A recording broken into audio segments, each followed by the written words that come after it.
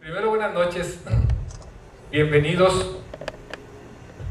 Me da mucho gusto estar aquí con ustedes en el 35 aniversario del Planetario Alfa.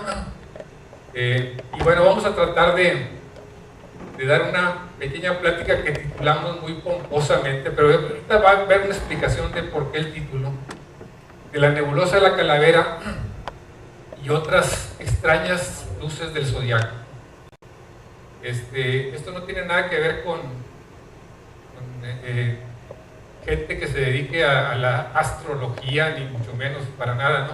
Realmente se trata de pura astronomía, pero bueno, vamos a tratar de hacer esto lo más interactivo posible y buscar la manera de entretenernos todos.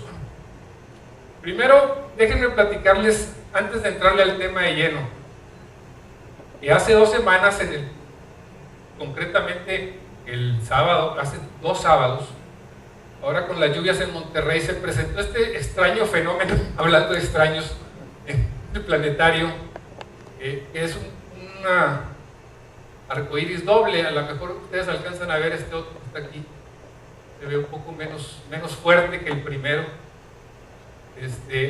pero bueno, la verdad es de que la foto no está tan fea, entonces quise iniciar el tema con esta foto que tomé hace 2 semanas aquí en el planetario, y que la verdad es de que el planetario siempre nos trae muy buenos recuerdos y por eso con mucho gusto tratamos de participar con ellos. Vamos a entrarle un poco a la plática, y algunas personas aquí ya tienen cierto conocimiento de la astronomía, otros no tanto. La verdad es de que yo voy a empezar enfocándome esto como si nadie tuviera oficio o conocimiento de la astronomía. Realmente voy a empezar desde, como luego dicen, desde abajo. Y luego lo vamos a ir subiendo, pero lo vamos a ir subiendo a enfocarnos ya directamente al tema, que es el tema de astrofotografía, y trataré de ser lo más explícito posible y lo más ameno también, y si no, pues me dicen y buscamos otra forma. Si no encuentran algún buen hobby entre hoy y el final de los tiempos, bueno, la verdad es de que probablemente la astronomía amateur puede ser una bonita solución.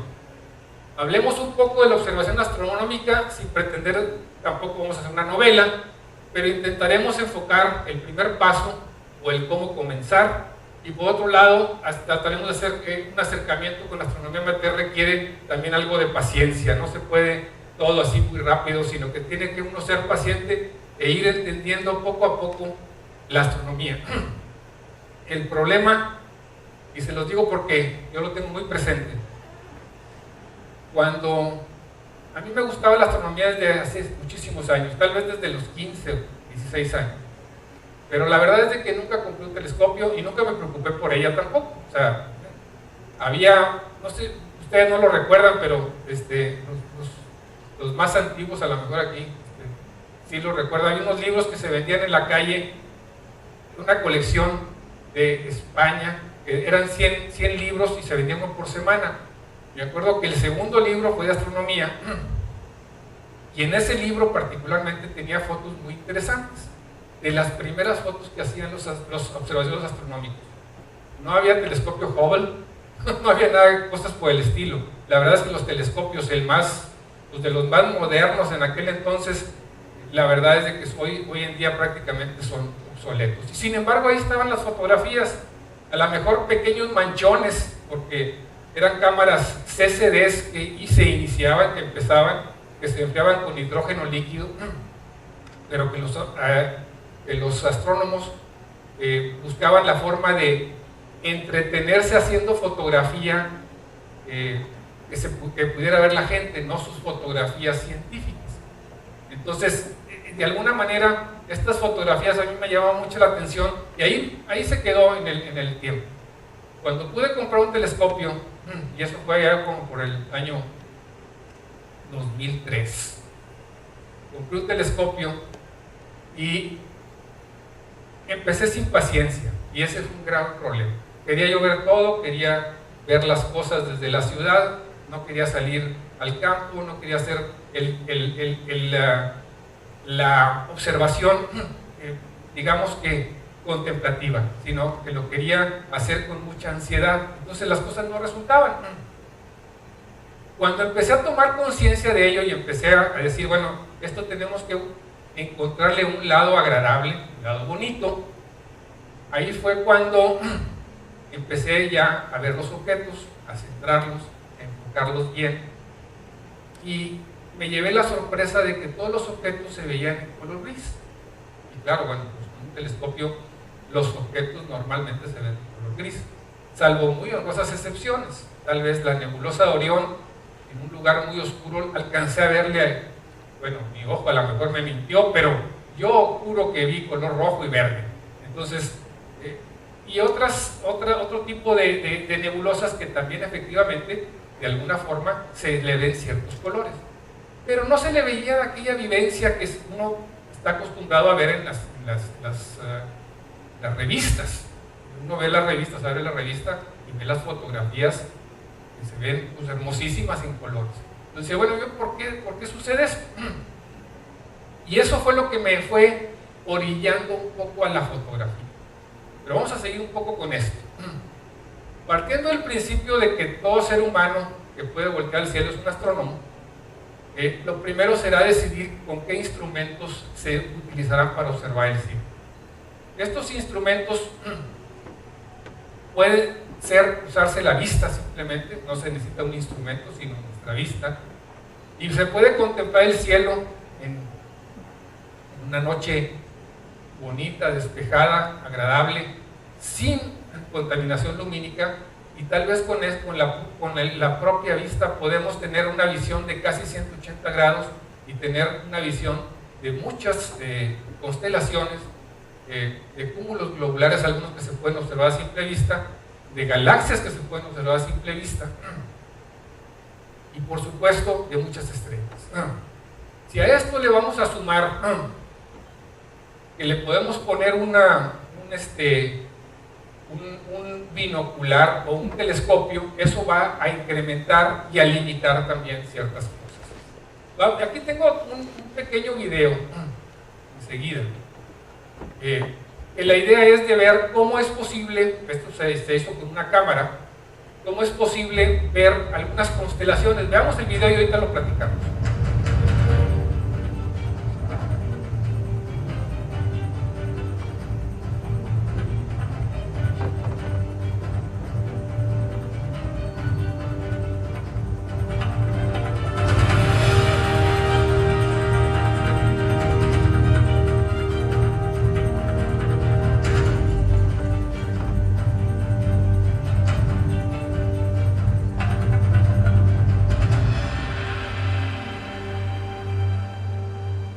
Es muy corto, fue yo creo que el segundo o el tercer timelapse que yo hice, y ahorita les explico la técnica, pero la idea es de que aquí yo quise presentarlo como que la vista puede ser parte esencial de lo que es la astronomía amateur.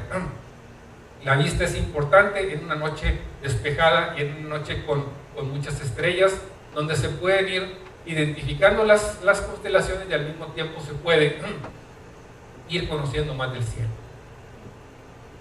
Enseguida tenemos otro video porque también además de las constelaciones podemos ver conjunciones.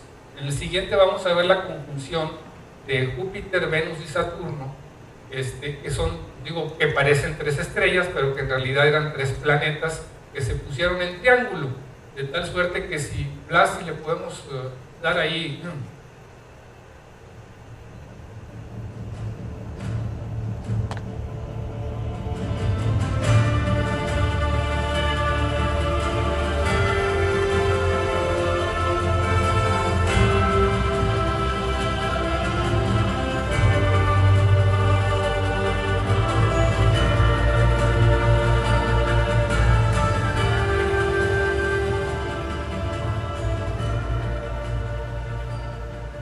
También otro pequeño timelapse. En este realmente no hay una gran técnica porque era con un simple tripié y la cámara.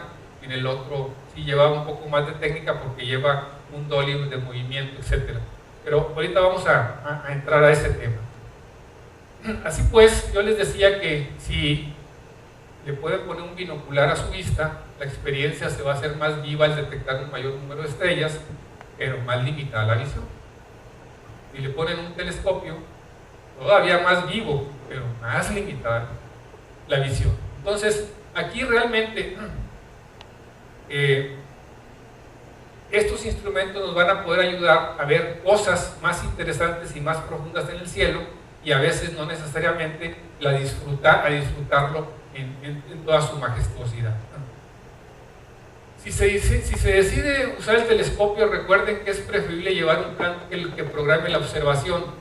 En una noche es imposible ver todo lo que hay arriba, de tal suerte que lo que les digo hay que tomarlo con paciencia, tomarlo con muy buena disposición y disfrutar cada vez que se va a tomar pues, el campo para usar la astrofotografía.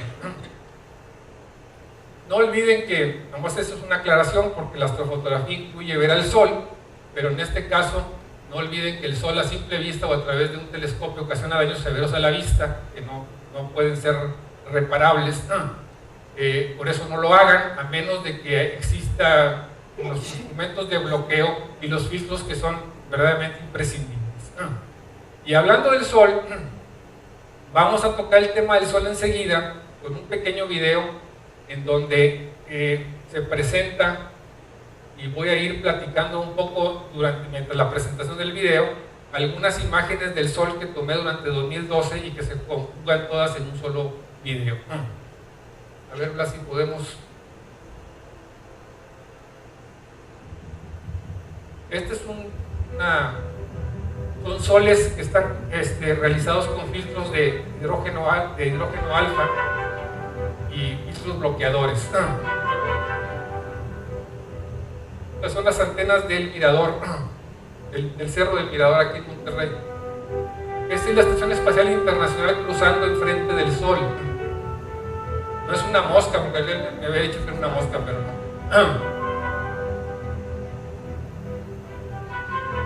Este es el planeta Venus, en su tránsito, un conjunto de manchas muy importante, y este es un eclipse anular de sol del mayo del año pasado.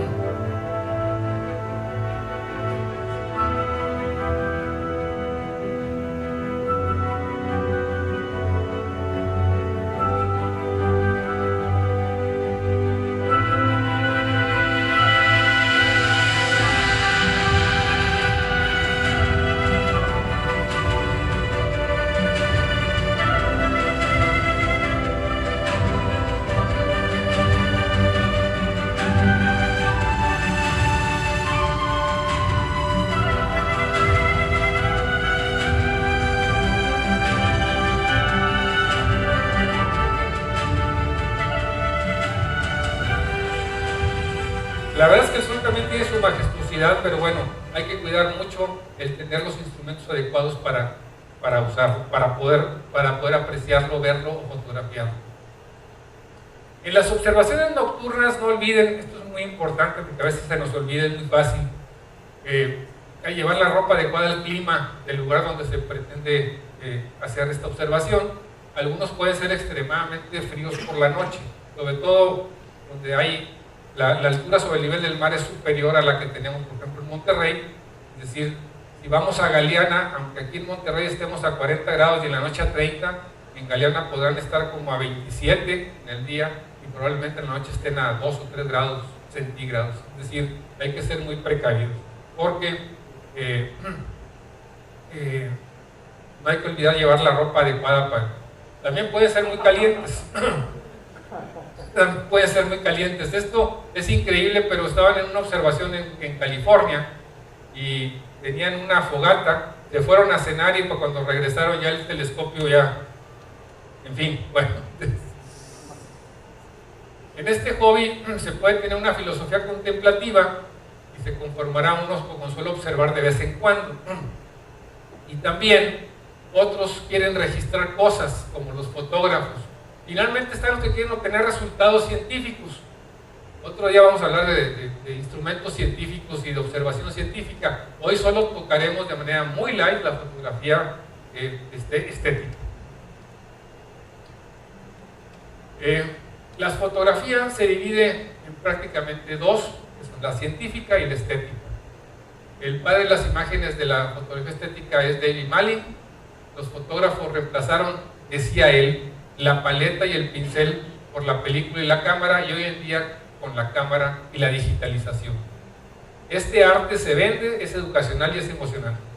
Para mí en lo personal nada más es educacional y es emocional.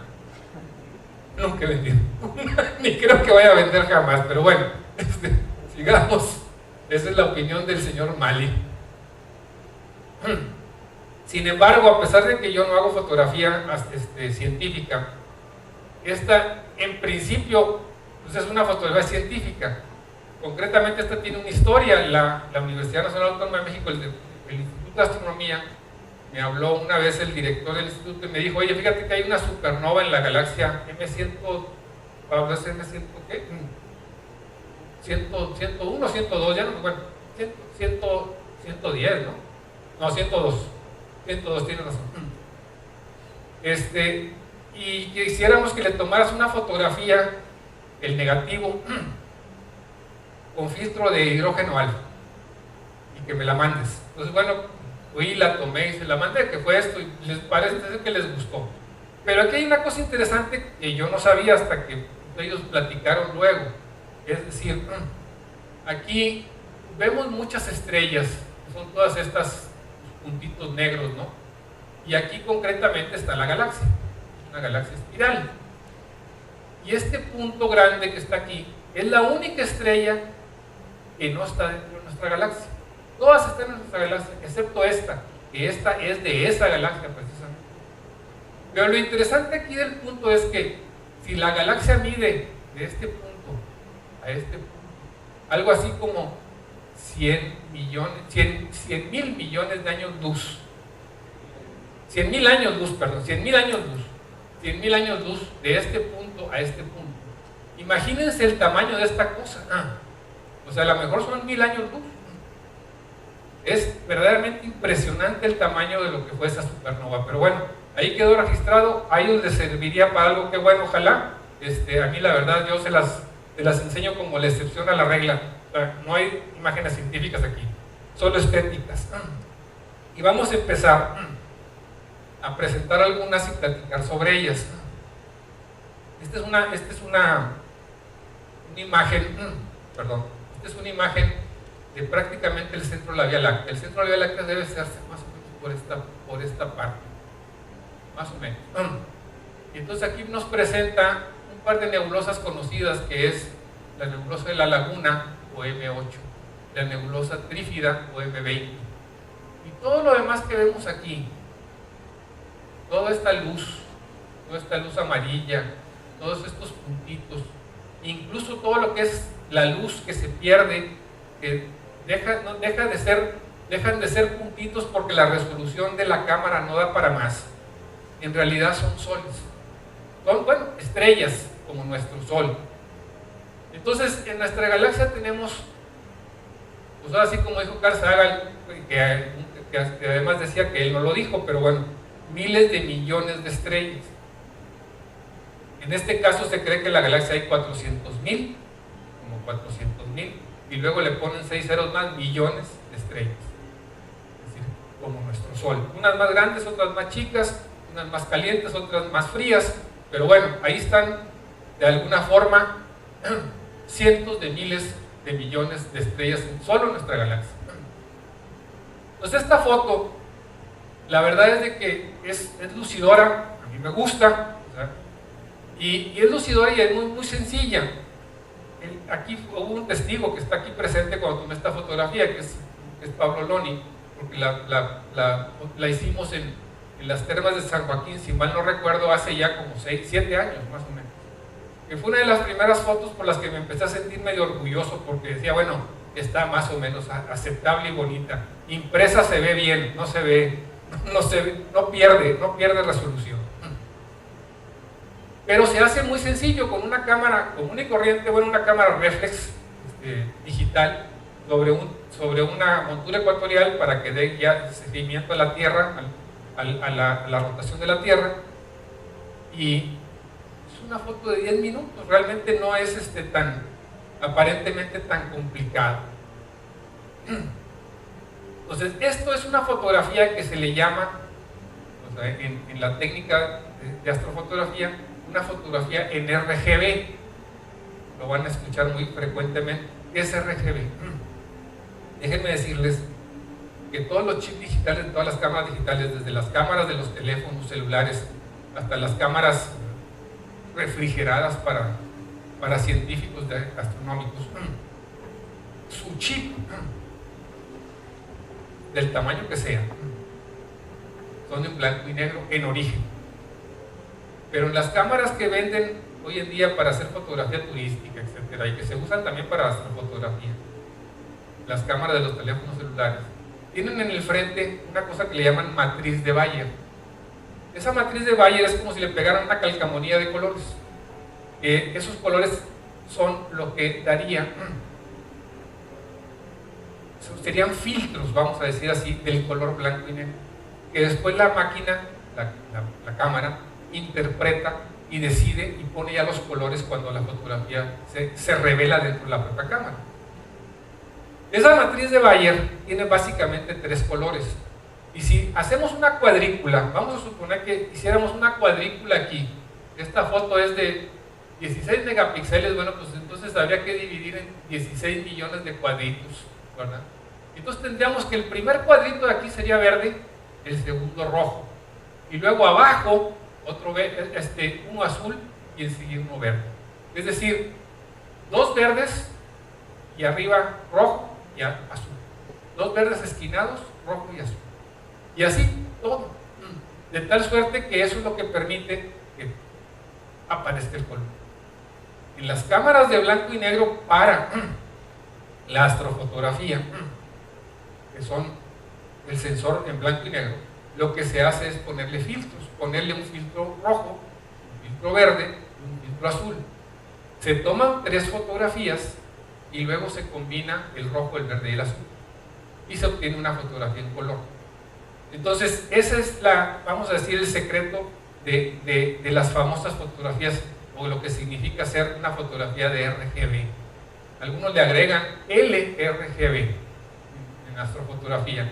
La L sería una imagen de luminancia, que es la L, es decir, un filtro que deja pasar toda la luz, o sea, es decir, no hay color alguno, es blanco, entonces es transparente más bien, de tal forma que entonces ponen LRGB para hacerlo más rápido el proceso, porque toman la fotografía de luminancia durante más tiempo y la de rojo, verde y azul un tiempo más corto, porque al final de cuentas lo único que van a hacer es encima del color en la foto de luminancia. Pero es muy enredado eso, así es que conformémonos con el RGB, que eso es básicamente cómo funciona esto. ¿Y por qué les digo todo esto? O sea, tiene una explicación. La explicación es de que en las cámaras semiprofesionales para astrofotógrafos, y algunas ya vienen refrigeradas para efecto de reducir el ruido térmico de la fotografía. El ruido no es más que el famoso grano antiguamente, ¿verdad? Porque en las cámaras astronómicas no se controla el ISO. O sea, no hay el famoso ISO de que si le pongo ISO 100 o 200 o 1000 o 3200, sino siempre y sencillamente todas son iguales. Entonces, lo único que hace es, la refrigeración es que controla o baja ese nivel de ruido. En esas cámaras que son en blanco y negro, acostumbran algunos astrofotógrafos, sobre todo cuando está uno en la ciudad o cerca de la ciudad donde hay muchas fuentes de luz, ponerle filtros diferentes a la fotografía, o a la cámara, perdón. Esos filtros, en lugar de ponerle uno rojo, uno verde y uno azul, deciden ponerle filtros que solamente pasen la emisión de ciertos elementos químicos que hay en el cielo. Y se dice, bueno, le voy a poner un filtro de hidrógeno, es decir, va a reflejar en la cámara sola, o sea, va a salir en blanco y negro la foto, pero va a reflejar solo lo que es las emisiones de hidrógeno de la nebulosa que se está tomando. Y lo dicen, bueno, ahora le voy a poner oxígeno y va a reflejar el oxígeno. Y ahora le voy a poner azufre y va a reflejar el azufre. Ahora le voy a poner nitrógeno, sobre todo en las fotografías de nebulosas planetarias. Y aparecen. Estas fotos, lo que se va a hacer es hacer una combinación de ellas, aunque todas son en blanco y negro. Se va a hacer una combinación como si fueran el RGB. Entonces vamos a combinar el rojo, vamos a decir que es el azufre, el verde vamos a decir que es el oxígeno, y finalmente el azul vamos a decir que es el hidrógeno. Y entonces al hacer esa combinación obtenemos fotografías como esta, que son fotografías que se llaman primero en banda estrecha y falso color. Es decir, falso color porque no sería el color tradicional que se puede lograr con la fotografía de RGB o con las cámaras fotográficas como las que tenemos nosotros. Si le ponemos una cámara reflex al telescopio y tomamos esta misma nebulosa, nos vamos a encontrar con que va a pintar prácticamente todo de rojo, que ese en principio sería el color real de la fotografía. Y más que rojo va a ser, aunque los fotógrafos no les gusta, prefieren el rojo, en realidad va a ser rosa mexicano. ¿Por qué rosa mexicano? La verdad es de que las estrellas ionizan el hidrógeno de las nebulosas, y al ionizarlo el hidrógeno se toma una tonalidad rosa, prácticamente rosa mexicana. Sin embargo, como les digo, prefieren darle una jaladita y ponerla en color rojo, porque además las cámaras digitales lo presentan prácticamente rojo. Pero en las cámaras profesionales muy seguido da el color rosita y luego se le hace una pequeña modificación. Entonces aquí tenemos que esta nebulosa no nos dice su color real, es un falso color, pero nos dice la composición de lo que está hecha. Tiene mucho azufre en esta parte de aquí, tiene mucho oxígeno en esta parte de aquí, tiene mucho hidrógeno en estas otras partes de acá, etcétera, ¿no? Entonces, básicamente, bueno, y en este caso también tiene mucha tierra regada aquí, mucho polvo de estrellas regado por toda esta parte de aquí. Entonces, pero la verdad es de que es una fotografía mucho más vistosa, o al menos me parece a mí, a los colores que puede generar la banda estrecha y el falso color. Aquí tenemos una comparativa. Esta fotografía está hecha con filtros RGB, que es de la nebulosa de la Rosetta, y esta, que es la misma nebulosa de la Rosetta, que la tengo aquí como espejo, ¿verdad? Está hecha con filtros de banda estrecha, de tal suerte que los colores son totalmente diferentes a los que tenemos en una fotografía de las famosas RGB. Esa es la explicación, y por eso a lo mejor fui muy explícito. No sé si hay alguna duda, con mucho gusto la atiendo. O sea, es decir, si hay alguna pregunta sobre esto, lo podemos hacer de una buena vez, o le seguimos. Bueno, y aquí, o sea, me voy a pasar a esta fotografía y dos que siguen, dos a continuación, y les voy a decir, van a decir, oye, pero la fotografía está muy bonita. La fotografía está muy profunda. La fotografía tiene un altísimo grado de profundidad astronómica. Es decir, hasta aquí podemos encontrar, aquí podemos encontrar muchísimas galaxias como esta, por ejemplo, como esta otra, que parece un huesito, como esta. En fin, hay muchísimas galaxias por toda la fotografía. Acá hay otra, aquí hay otra. En fin, muy, muy profundas y muy, muy lejanas.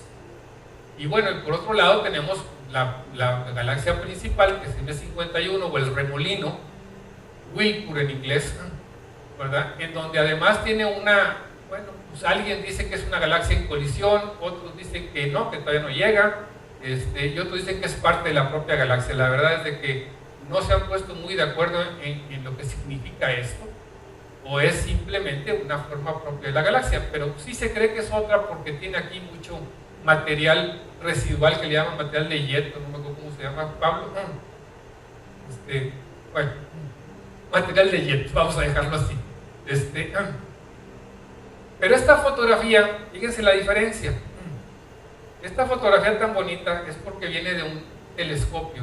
O sea, la fotografía yo la procesé, es decir, procesé todas las fotografías en verde, en rojo, en azul, la luminancia, los flats,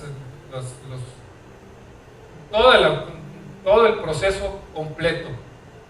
Y bueno, me quedó así. Pero el que la tomó fue un telescopio en la Universidad de Arizona, pero es un telescopio de 1 metro de diámetro. Entonces la verdad es de que la profundidad que tiene el telescopio pues, es impresionante. Yo tuve oportunidad ahí mismo en esa ocasión de ver esta galaxia con un ocular, con ese telescopio, y verdaderamente es estas partes de aquí, quiero decirles que parecía como un vestido de encaje de novia, o sea, impresionante de lo bien y de lo bonito que se ve con un ocular directo al ojo, ¿no? Entonces, bueno, pues la fotografía es muy buena porque viene de un equipo realmente muy bueno. Es el mismo caso de la siguiente, que estas sí son 2 galaxias en colisión,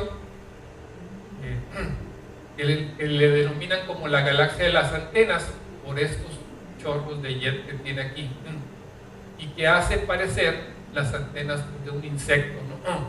Y esta sería la cabeza del insecto, vamos a decirlo así, con mucha imaginación del astrónomo que decidió ponerle ese nombre y que después la Sociedad Astronómica Internacional aceptó como tal. Aunque bueno, tienen un nombre oficial, que es un número, en realidad se le conoce como la galaxia de las antenas. Y además no es una, son 2. Pero también la profundidad y lo bien hecho que está, también se debe al equipo que es impresionantemente bueno.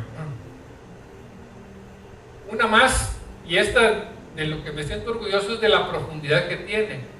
En realidad se pretendía tomar estas dos galaxias que se consideran dentro de un catálogo que se llama Abel, como parte de ese catálogo. Supone que son 2 que van en rumbo de colisión, ¿verdad? Y que algún día colisionarán las 2. Pero lo interesante aquí es que tenemos un montonal de galaxias aquí, por ejemplo. Esta fotografía, en toda su extensión aquí, no se aprecia muy bien por cómo está la proyección, ¿no? Pero la verdad es de que esta fotografía, viéndola en la computadora toda su extensión, tiene más de 650 galaxias en este pequeño cuadro. Pero algunas tan profundas que me decía Adam Bloch, quien es el que maneja el telescopio este telescopio, y que además es un gran astrofotógrafo. Quiero decirles que Adam Bloch, digo como curiosidad, la semana pasada fue nombrado como una de sus fotografías como la mejor fotografía del año pasado en el mundo, por una sociedad, bueno, por el gobierno inglés, en un concurso del Museo de Greenwich. Entonces, me decía Adam Bloch que estas galaxias de aquí, particularmente estas que están aquí, dice que más o menos deben de estar como a 1300 millones de años luz. Es decir, si el universo tiene 13.000 millones, quiere decir que aquí alcanzamos más o menos el 10% de la extensión del universo a encontrarnos con estas pequeñas galaxias. Y entonces, bueno, pues se siente uno emocionado en cierto sentido porque realmente estamos viendo esta luz. Es una cosa muy interesante, que salió de ahí hace 1300 millones de años y apenas la estamos viendo. O sea, o queda marcada aquí en la fotografía, cuando en realidad es un pasado absolutamente gigantesco, ¿verdad? Es decir, yo no sé si existan todavía, pero bueno, ahí la luz está y por lo pronto para nosotros es una realidad, aunque sabrá Dios en ese lugar y en ese momento qué estará pasando por allá. En fin. Luego tenemos cosas interesantes también. Este cúmulo globular que se llama Omega Centauri. Este es observable desde la ciudad, desde Monterrey y desde las afueras de Monterrey, donde no haya luz, sobre todo en los meses de marzo, abril, se levanta un poquito porque es un objeto que está en el hemisferio sur. Entonces aquí lo alcanzamos a ver muy apenas, a lo mejor a 20 grados, cuando sube mucho, llega a 20 grados aproximadamente. Abajo de la constelación de la ¿cómo se llama? De la Raca, ¿no? ¿Cómo se llama? Del Cuervo, Raca, fíjense nomás, del Cuervo, de la constelación del Cuervo. Entonces, esto realmente en una noche oscura se ve a simple vista, se ve como un manchón muy grande. Si lo ven con un telescopio, la verdad es de que es una vista que se pierde uno en la inmensidad de este cúmulo. Este cúmulo dicen que, orbita nuestra galaxia y está a 27,000 años luz y está orbitando nuestra galaxia. Se cree que fue una galaxia pequeña que interaccionó con la nuestra y que la nuestra le robó casi toda su masa, y entonces quedó un pequeño cúmulo globular pequeño que tiene alrededor de 10 millones de estrellas, y que además las estrellas están muy cerca una de otra, hablando de distancias de 0.4, 0.6, 0.8 años luz. Y eso es muy cerca. O sea, en realidad la verdad es que no es tan cerca, es muy lejos, pero para los parámetros de las estrellas eso es muy cerca. Entonces, por eso se ve como una verdadera pelota de estrellas todas juntas. Aquí tenemos otra cosa interesante. Tenemos una combinación en donde es una fotografía de las que yo les decía que es de banda estrecha y falso color, en donde combina los materiales que les dije, que son el hidrógeno, el oxígeno y el azufre, pero además combina mucho material, mucho polvo de estrellas, que es estos materiales oscuros, que son concentraciones tan grandes de polvo que no permite que pase a través de ellos la luz de estrellas que están atrás. Es decir, aquí hay miles de estrellas en esta parte, pero en esta parte no se ve ninguna porque es tan fuerte la concentración. Entonces esto es interesante porque ¿ahora qué hice? Esto es interesante porque el cielo está lleno de material cósmico, y el polvo es un material que tiene prácticamente todos los elementos químicos que conocemos y a lo mejor que no conocemos. Otra imagen de la cual también me sentí orgulloso es esta, porque esta imagen es una nebulosa planetaria que está en proceso de expansión, se le conoce como jellyfish, o sea, como pues el famoso jellyfish ese del mar, ¿no? La medusa. Y atrás existe esta otra nebulosa que es muy grande, pero la verdad es de que no forma parte de ella, sino que está muchos, no muchos, pero sí como 1000 años luz más atrás. De tal suerte que es una combinación interesante y bonita el haberla podido encuadrar en una sola imagen y de alguna forma lograrla.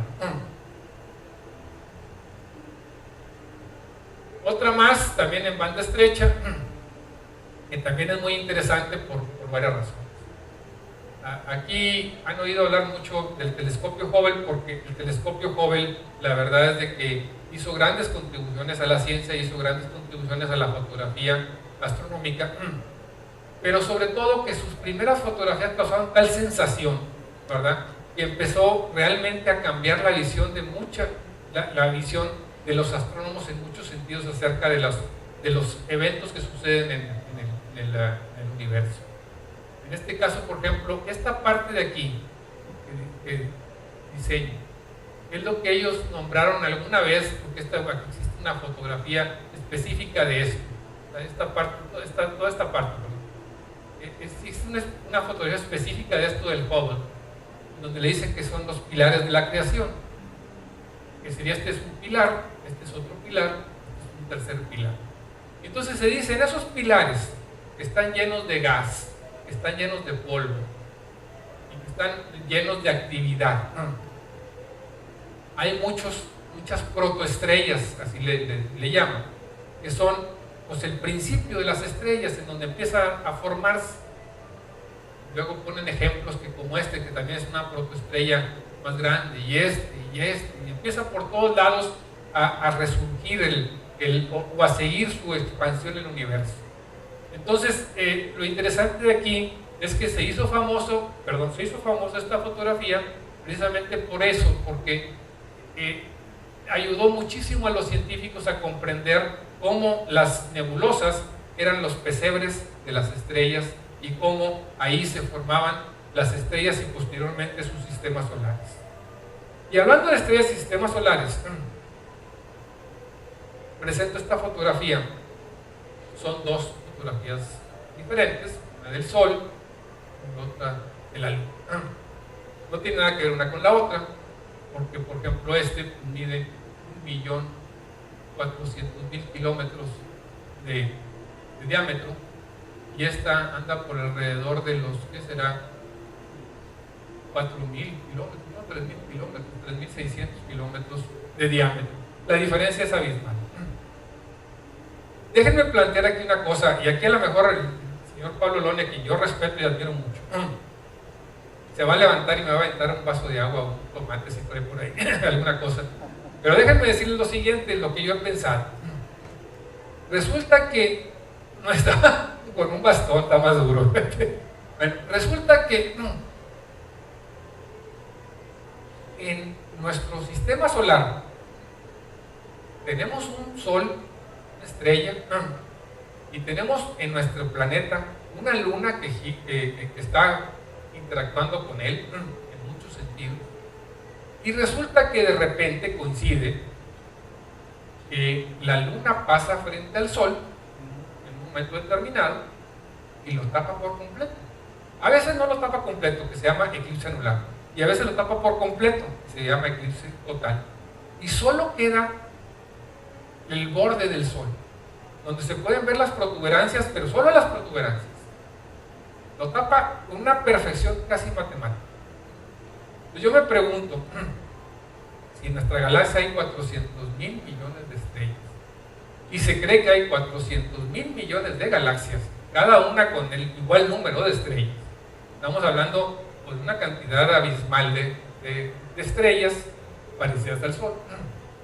Yo me pregunto si en todas esas estrellas que además tienen un sistema planetario, o casi todas tienen un sistema planetario, habrá la peculiaridad de que exista algo similar a esto. Yo, perdón, con todo respeto, ahí sí creo que somos únicos, a pesar de la infinidad, pero bueno, la verdad es de que habría que preguntarnos, el doctor Pedro, que se especializa en planetas de otros soles, de otras estrellas, pues la verdad es de que me parece que aquí sí somos únicos. O sea, me parece muy difícil que exista una cosa similar, no sé, pero bueno, eso es lo que me llama mucho la atención de las posibilidades de esto. Este es el señor Sol con una técnica diferente. El color azul no es el cielo, el color azul está puesto ahí por contraste. El Sol no es más que el negativo del Sol y después está coloreado, es decir, de alguna forma en falso color. El Sol se supone que si pudiéramos tener la suficiente visión real del Sol, se dice que transmite en color verde. Eso se dice. Que lo vemos amarillo o naranja, pero dícese que el verdadero color es verde. Y otros dicen que el verdadero color es un verde casi blanco, pero verdoso. Entonces, ahí está muy complicado de dar con el color real, pero por las emisiones que tiene, nos lleva a tener un color verde casi blanco, pero verde. Entonces, bueno, tenemos un sol que la verdad es el que más agradable a la vista, así en color naranja. Por otro lado, tenemos también en fotografía con RGB, que también podemos encontrar muchísimos colores. Aquí, por ejemplo, encontramos colores azules en esta nebulosa, los azules también de estas estrellas. Dícese que esto es un efecto de polvo estelar, y que ese polvo, al estar ionizadas las estrellas y ionizando el hidrógeno, bueno, pegan de color azul y así las vemos, pero en realidad, bueno, pues no son azules, en realidad son estrellas gigantes, son estrellas blancas, muy calientes. Luego aquí tenemos, para demostrar que Galileo tenía razón, que la Tierra se va moviendo, es decir, todas las noches está en constante rotación, y por ello las estrellas, que aunque también tienen su rotación y también tienen su camino, están tan lejos que nosotros no notamos que se muevan, pero sí notamos que se mueve la Tierra. Es decir, ¿cómo? Dejamos la cámara con el obturador abierto, lo dejamos por algún tiempo, y bueno, vamos a encontrar que las estrellas están girando, y en realidad lo que gira pues es la Tierra, básicamente. Esta fotografía es parte de esta, es decir, aquí está la Vía Láctea, y pueden ver que está más blanco, y luego aquí se ve una pequeña nubecita, y aquí se ve otra pequeña nubecita, que no son más que las nubes de Magallanes, que son dos galaxias que no se ven en el hemisferio norte, pero sí en el hemisferio sur. Entonces, aquí tenemos también parte de la Vía Láctea que tampoco podemos ver en el hemisferio norte, sino que solo se ve en el hemisferio sur. Como ellos no ven parte de nuestra galaxia, o sea, no ven parte de la galaxia que solo se ve acá de este lado, como sería Casiopea y las Osas, ¿no? Mayor y menor. Tenemos otro, esto es interesante porque nos demuestra que el universo está en constante ebullición. Aquí una estrella colapsó y genera lo que le llaman una nebulosa planetaria, que no tiene nada que ver con planetas, pero así le denominaron. Este es el pequeño Sol, y esto es todo lo que ha expulsado de lo que era su masa. Esto se convierte en masa reutilizable para estrellas posteriores de nueva generación. Tenemos la nebulosa más clásica de todas, porque esa se puede ver a simple vista en una noche realmente oscura, en invierno.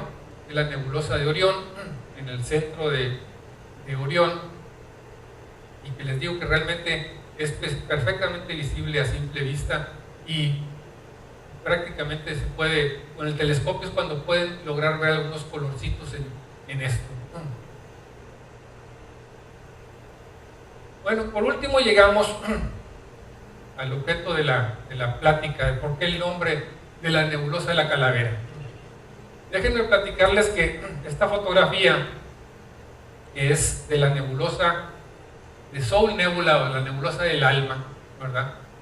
Yo la publiqué en Twitter, y en Twitter la vio un divulgador científico muy famoso, y además, entre otras cosas, trabajó 10 años con el telescopio Hubble, desde que empezó el telescopio y los siguientes 10 años. Él fue el encargado de la parte fotográfica del telescopio. Se llama Phil Plait, el doctor Phil Plait. Entonces Phil Plait me contactó y me dijo que si podía publicarle en su blog de Discovery. Y bueno, pues así lo hizo, pero lo hizo con el nombre de nebulosa de la Calavera. Porque según él están aquí los ojos, está aquí la boca, la nariz y pues la boca. Entonces él decía que esto es una calavera. Bueno, pues esto se llama pareidolia, es decir, lo que queremos ver cuando en realidad pues, no existe. Pero bueno, pues yo le agradezco al doctor su gentileza. Después me publicó otras 3 o 4 fotografías, lo cual también le agradezco, y la verdad es de que ese es el porqué, el nombre de la plática de la nebulosa de la Calavera. Esta es la famosa nebulosa de la Calavera. Muy bien.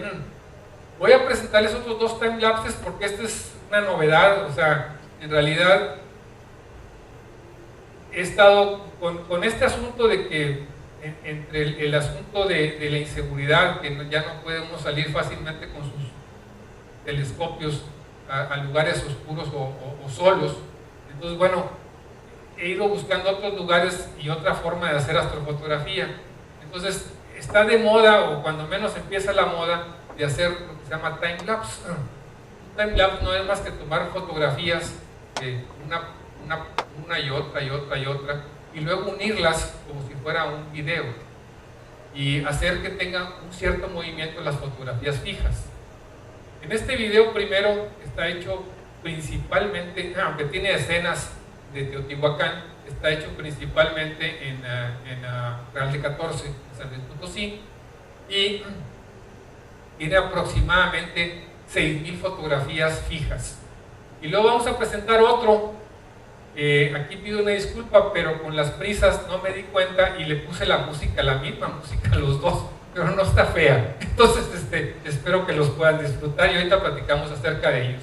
Blas, no sé si quieras poner el video.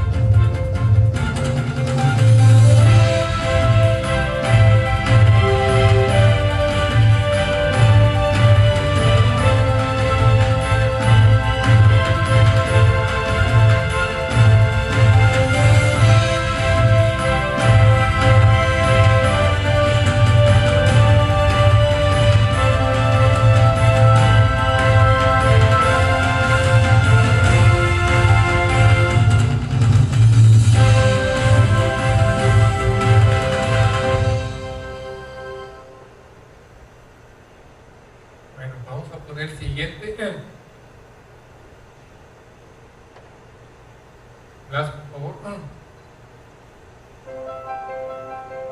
Este está hecho en San José de Raíces, Nuevo León, en el Big Bend National Park de Estados Unidos de Texas y en el Karoo sudafricano. Tiene escenas de los tres lugares.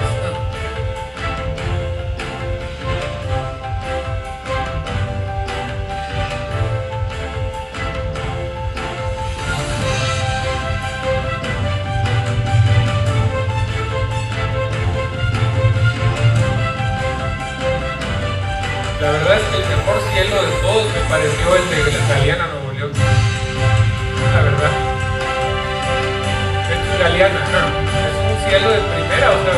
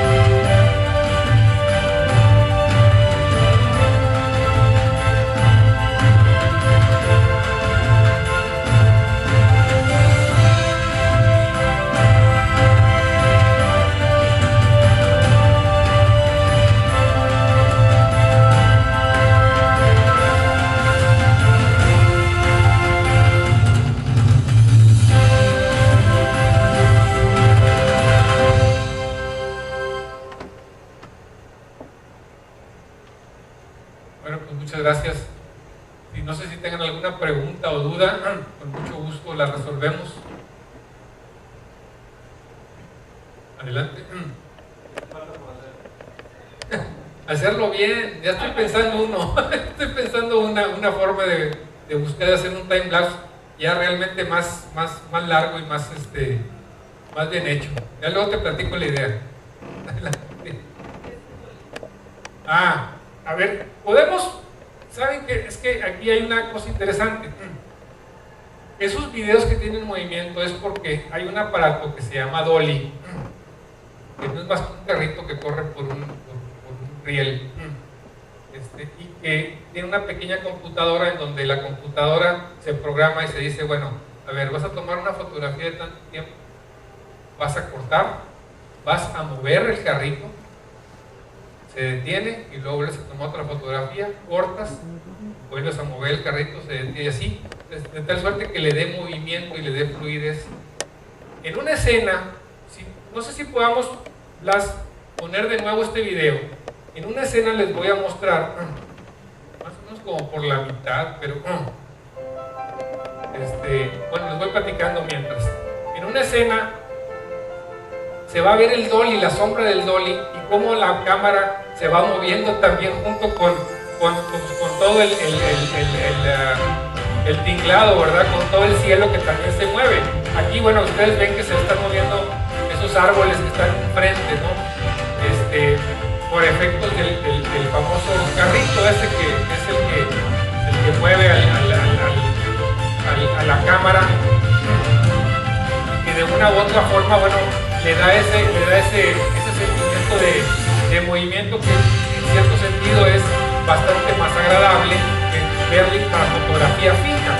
En este caso en particular, aquí no hay dolly, aquí nada más estuvo tomando a la Vía Láctea, pero se ve concreto, entonces la Vía Láctea que se va moviendo, igual aquí. Esto ayuda porque las nubes también dan ese efecto, entonces un efecto encontrado que parece ser interesante, pero que no hay dolly, aquí nada más es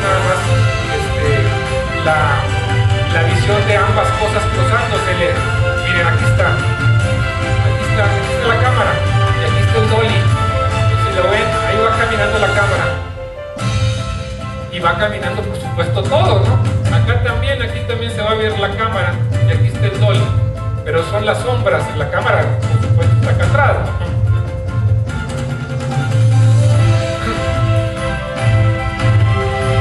Lo podemos cortar si quieres, gracias.